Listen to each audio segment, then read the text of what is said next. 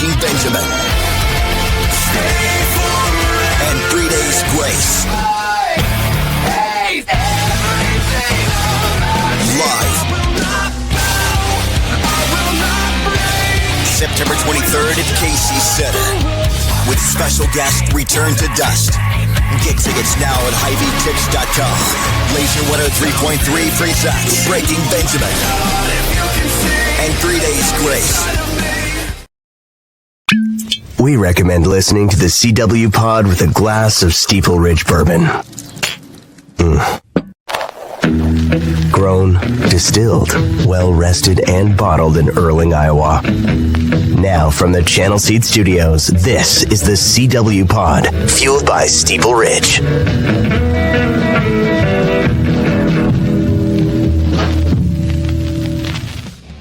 Hey guys, Chris Williams here in Dallas, Texas for today's show.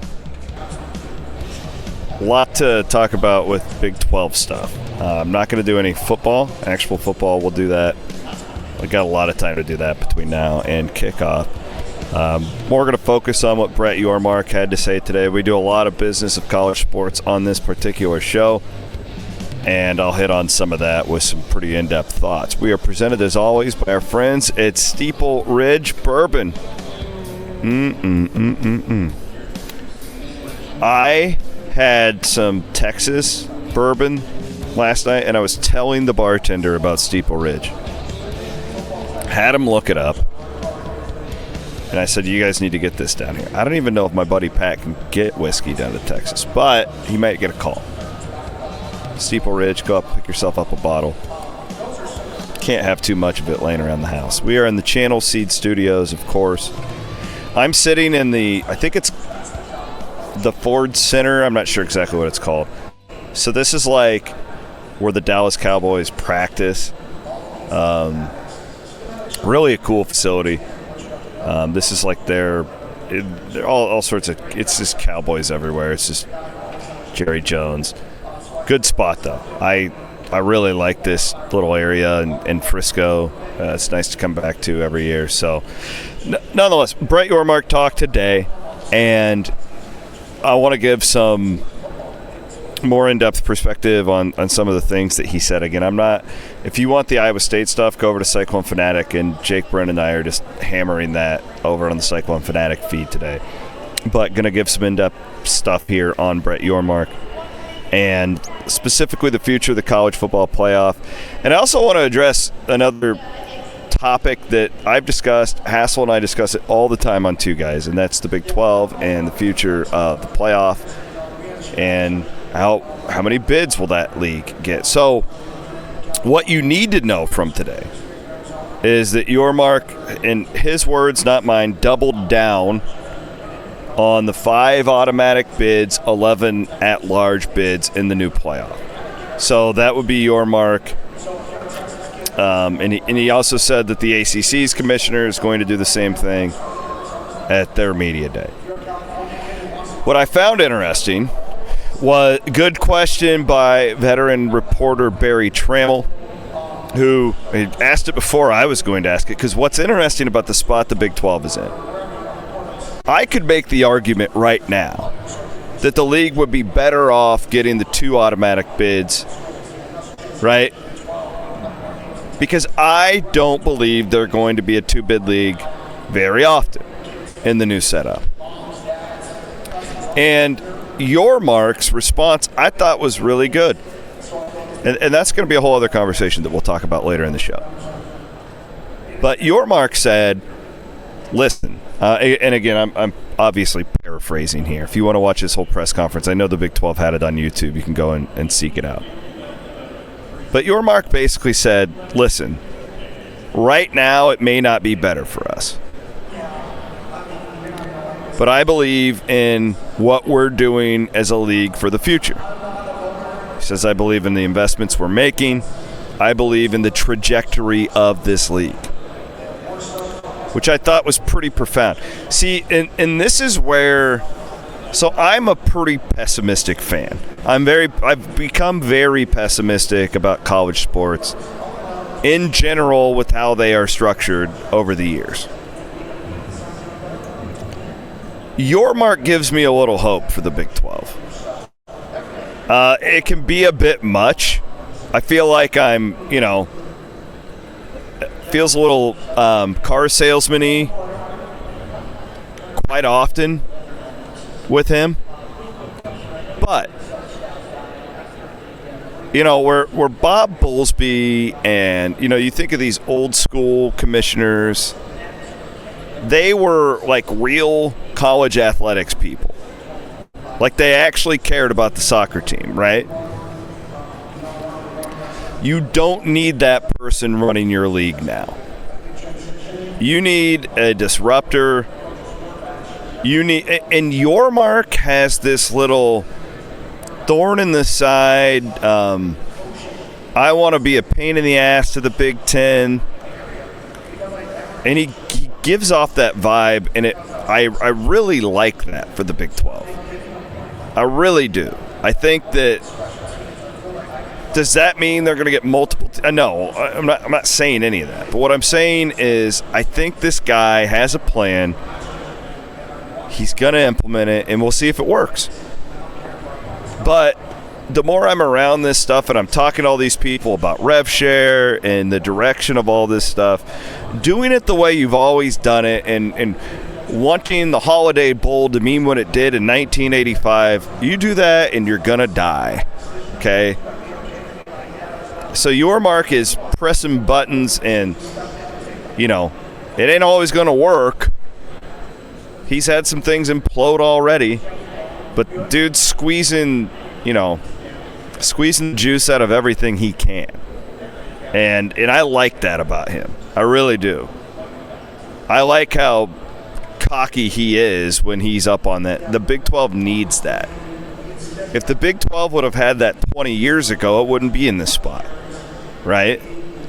So, nonetheless, there's a certain element of swagger and we belong that this guy brings that I really like. I want to address, so Big 12 wants to go 5+11. Great. He also made the comment that I think we all would agree with, even if you're a Hawk watching or listening on Iowa Everywhere. I think you'd even agree with this. Big 12 probably has the deepest league in Power 4.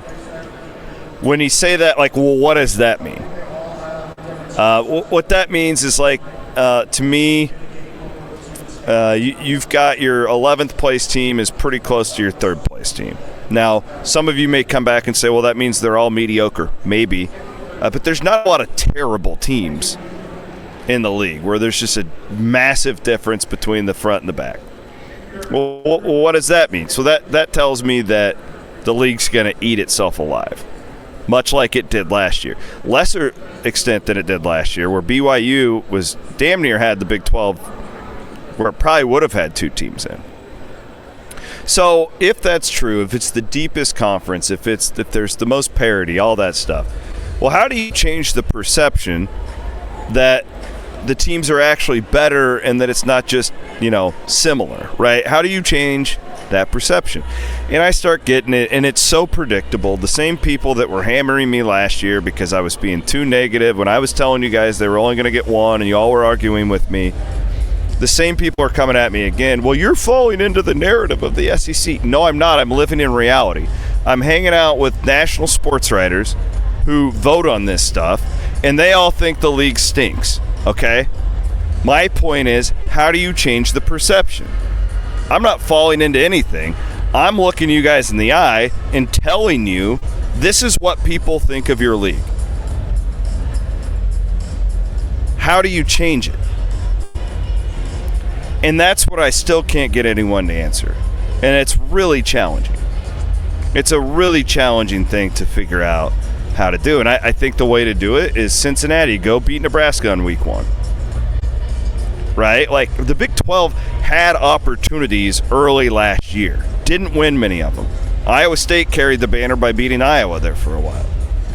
Right? You had West Virginia lost to Pitt. There are a bunch of those opportunities where the Big 12 didn't carry the banner when it needed to. That's how you change the perception, is you beat these teams. And you better do it now before they stop playing you. Having a Heisman Trophy winner helped.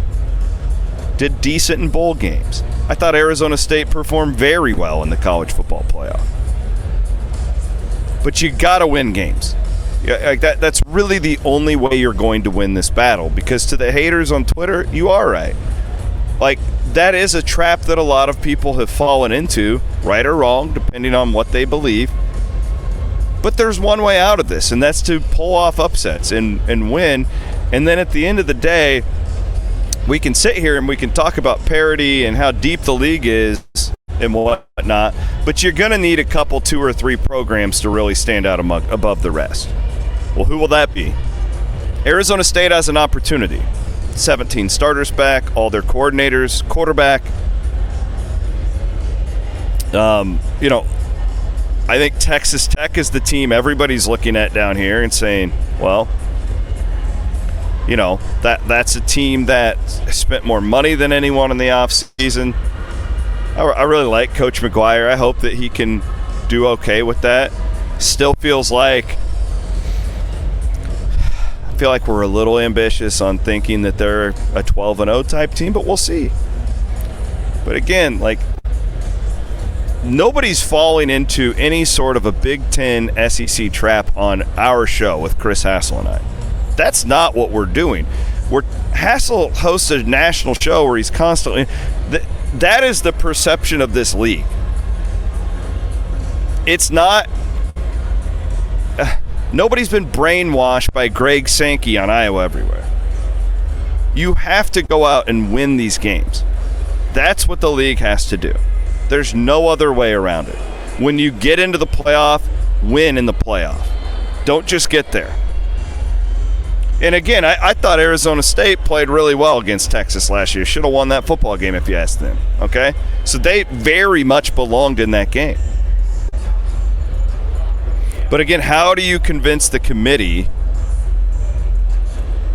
And never forget this. The college football playoff, as it is a television show. Having said that, I don't think it's rigged. I don't think the people on the committee are sitting there phoning a friend with an executive at ESPN, but they're still humans. And the perception in this league is that it is a one bid league. That is the outside perception looking in. You have to take the world by the throat if you're the Big 12, and you have to win the games. So if you're a Big 12 fan and you want 2 teams to represent your league, which I do too, nobody wants that more than me.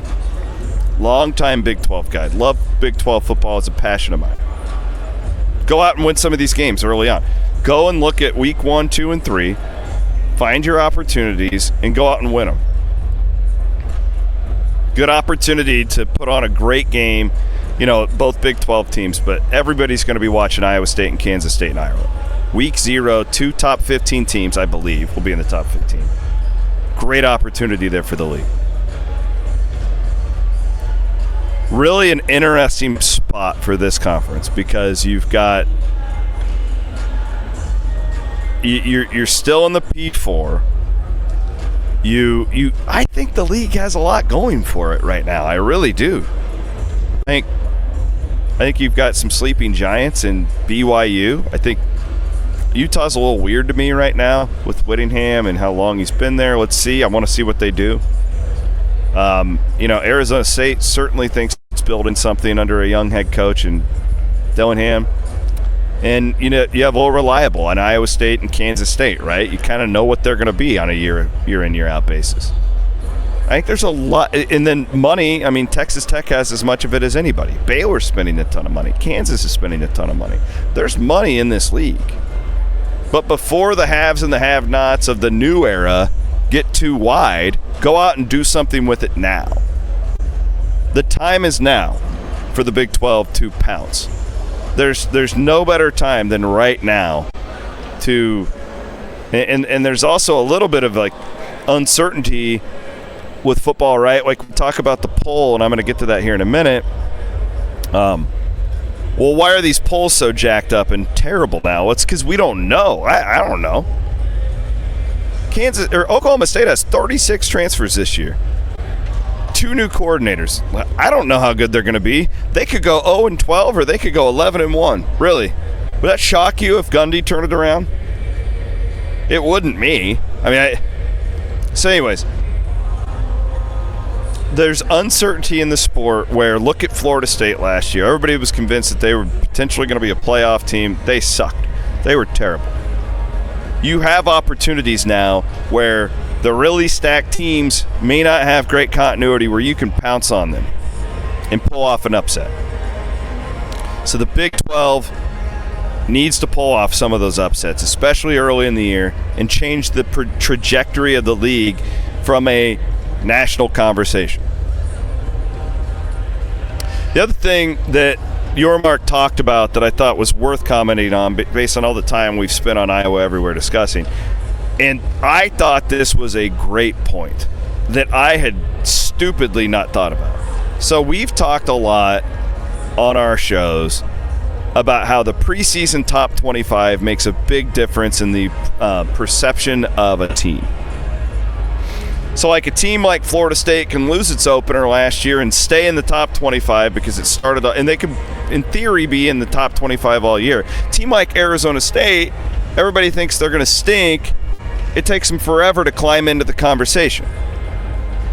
Yormark said that's why they did away with the poll, which I thought was very profound. I've thought about it on a national level, about how, that could really greatly impact a team that has to climb in versus a team that starts high and loses early. I'd never thought about it perception-wise and how that impacts national voters as to where a program was slotted in the preseason. Yormark said that he thinks that held Arizona State back all season long. Probably did BYU. So I thought that was really good. I really appreciated that conversation that Brett had. They also made sure to point out that this probably wouldn't be the case in basketball. So there probably will be a preseason basketball poll and in other sports as well. So anyways, those are some particulars that really got me thinking today. It does sound like I'm totally anticipating the Big 12 to be on the same page as the ACC. I think those two schools, there's conferences are working together right now, it appears. I would be interested to see what the ACC has to say here when it goes in a couple of weeks. We are presented, as always, by our friends at Steeple Ridge Bourbon. You can check out more coverage from today's media days on Cyclone Fanatic. Go to our YouTube page. Jake Brin doing a great job. Steeple Ridge, go and get yourself a bottle. We're in the Channel Seed Studio. Signing off. We'll have more. Remember, Overthinking today.